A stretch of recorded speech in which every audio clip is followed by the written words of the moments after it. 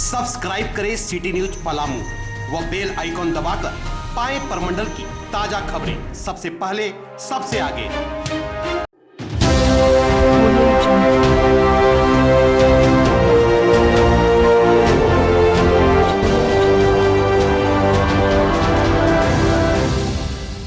भारतीय राष्ट्रीय कांग्रेस के 136वें स्थापना दिवस समारोह के अवसर पर गिरिडीह जिले में सर्वप्रथम पार्टी कार्यालय में ध्वजारोहण किया गया।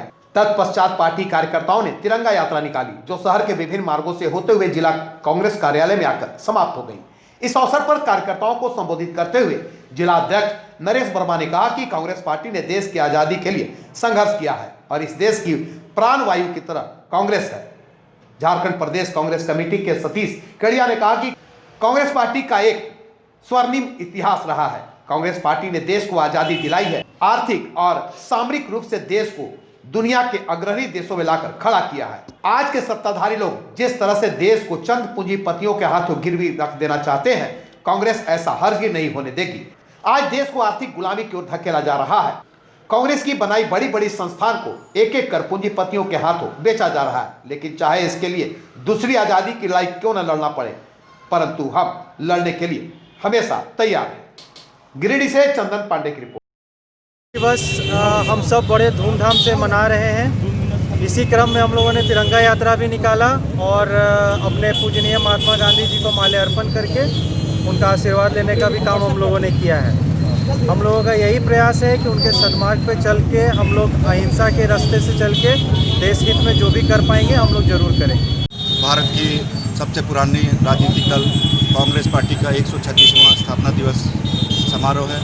पूरे भारतवर्ष में इसे पूरे ही धूमधाम के साथ मनाया जा रहा है। हम लोगों ने सबसे पहले कांग्रेस कार्यालय में पार्टी का ध्वजारोहण किया, तत्पश्चात अभी तिरंगा यात्रा हम निकाल रहे हैं और इस तिरंगा यात्रा के माध्यम से पूरे देश में एक संदेश देना चाहती है कांग्रेस पार्टी कि जिस तरह देश को हमने आज़ाद कराया, कांग्रेस पार्टी ने आज़ादी दिलाई इस देश को हजारों सैकड़ों साल की लड़ाई करके अंग्रेज़ों के आतंक से। आज पुनः देश में ऐसी परिस्थितियां बन रही है कि कांग्रेस पार्टी को लगता है फिर से देश की आज़ादी की लड़ाई लड़नी पड़ेगी।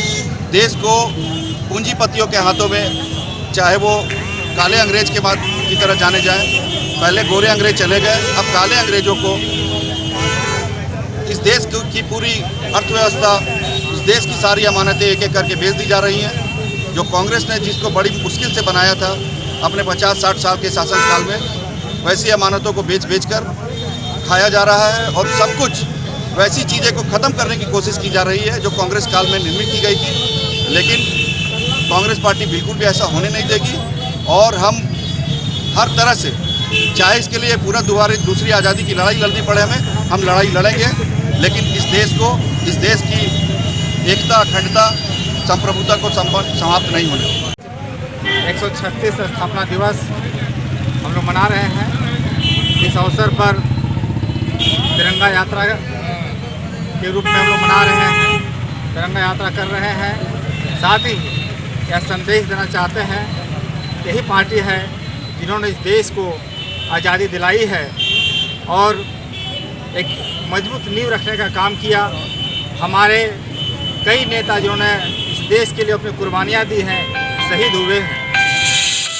आज इस अवसर पर सारे पूरे देश में आज कांग्रेस तिरंगा यात्रा के रूप में मनाने का काम कर रही है।